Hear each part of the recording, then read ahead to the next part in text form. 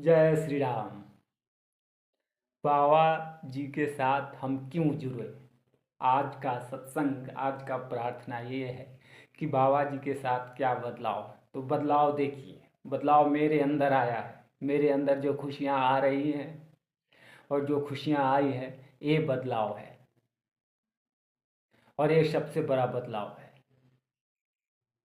बाबा जी के साथ जुड़ने पे आप एक नई दिशा में जा रहे हैं। वो नई दिशा ये दुनियादारी की दिशा नहीं है। ये नई दिशा शहंशाह बनने की दिशा नहीं है। ये नई दिशा अमीर बनने की नई नई दिशा नहीं है। ये नई दिशा है अपने मन के अंदर जो मैल बैठा हुआ है उसे साफ करने की दिशा है।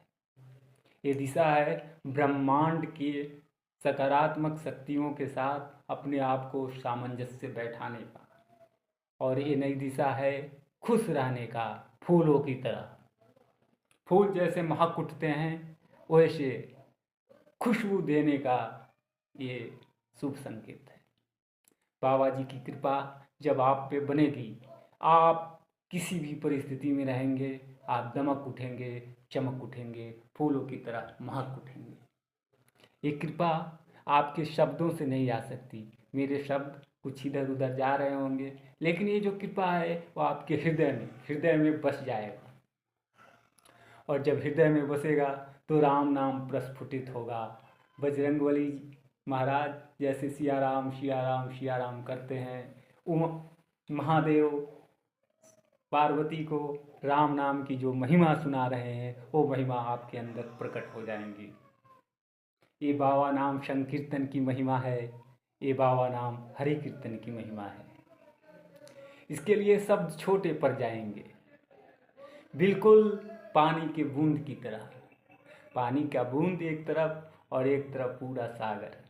जब आपको सागर मिल जाता है तो पानी की बूंदों की ज़रूरत तो आपको रहती नहीं है। आपके हृदय में सागर प्रवाहित हो जाएगा। ये बाबा नाम की कृपा है। आप कठिन परिस्थितियों में भी खुश रहना शुरू करेंगे और जीवन का परम उद्देश्य आपने भी देखा, हमने भी देखा और सबों ने महसूस किया है कि इस जीवन का परम उद्देश्य जो है वो अल्टीमेट हैप्पी की ओर जाता है। आपको परम सुख मिलती है खुशी से, चेहरे की हंसी से। और चेहरे की हंसी आती है बाबा जी की भक्ति से। बाबा जी की भक्ति आती है बाबा जी की ऊर्जा से। जब हम बाबा जी के पास जाते हैं, उनसे क्षमा याचना करते हैं, उनसे विनती करते हैं एक पुत्र की तरह, एक भक्त की तरह, तो हमें ज्ञान की प्राप्ति होती है। वो ज्ञान है, वो भाव है और भाव आ जाता है। और जब ये भाव आपके अंदर आता है आप खुश होने लगते हैं, खुशी आपके साथ आने लगती है, चाहे जीवन के किसी भी भीषणतम परिस्थितियों में क्यों ना हो। आप जग से सारी बात छुपा लें, लेकिन बाबा जी से बात छुपती नहीं है। गुरुदेव से कोई बात छुपेगी नहीं, गुरुदेव के सामने प्रकट हो जाएंगी। गुरुदेव हर चीज़ को जान जाएंगे। इसलिए गुरुदेव से न कुछ छुपाना है न कुछ छुपने का है। गुरुदेव सब जगह सम्मानित रूप से हैं। वो तो विराट हैं, वो तो विशाल हैं। और भक्त जब गुरुदेव से हम नाता जोड़ते हैं ना, तो हम गुरुदेव से अपनी सारी शिकायतें सुनाते हैं कि आपने ये नहीं किया बाबा जी, आप मुझे ये कर देते तो बहुत खुशी होती। लेकिन अल्टीमेट जो खुशी गुरुदेव देते हैं वो आपको भी प्राप्त हुआ होगा और हमें भी प्राप्त हुआ होगा। तो जैसे जैसे समय बीतता जाएगा इस विश्व में सब हमारे गुरुदेव से जुड़ते चले जाएंगे, मिलते चले जाएंगे, राम नाम हरि कीर्तन की दिशा में बढ़ते चले जाएंगे और हम गुरुदेव के साथ आगे बढ़ते चले जाएंगे। क्योंकि जीवन का असली उद्देश्य मानव सेवा और परोपकारिता ही है, जिसका वर्णन गुरुदेव ने किया है।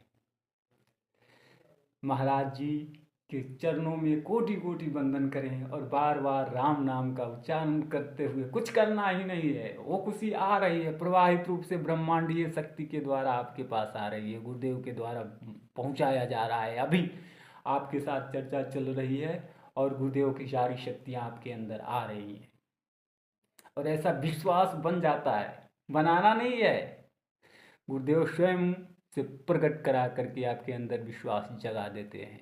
और जब आपके अंदर ये विश्वास जगता है तो फिर दुनिया सपना लगने लगता है और गुरुदेव अपने लगने लगते हैं।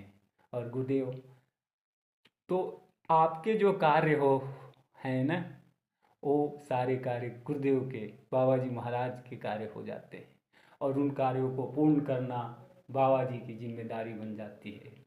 इसलिए सच्चे हृदय से, सच्चे मन से हम गुरुदेव से प्रार्थना करें, उपासना करें, उनकी आराधना करें और राम नाम का नियमित रूप से जाप करें। इसी शुभ समाचार को देते हुए कि आपके अंदर खुशी प्रकट हो रही है, हमारे अंदर खुशी प्रकट हो रही है, समस्त जीव चराचर जगत में गुरुदेव की ऊर्जा ऊष्मा का आभाव प्रकट हो रहा है।